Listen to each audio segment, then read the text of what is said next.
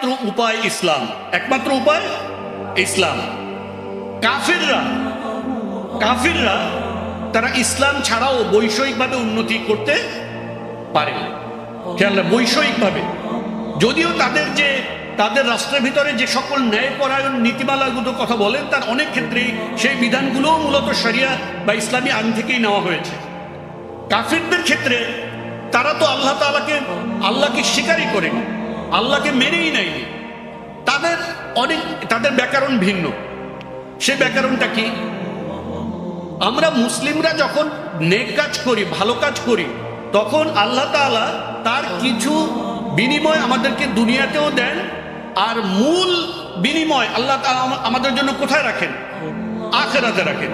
কিন্তু কোনো কাফির যদি আপনার ভালো কাজ করে, তাহলে তার বিনিময় পুরোটাই কোথায় দিয়ে দেওয়া হয়?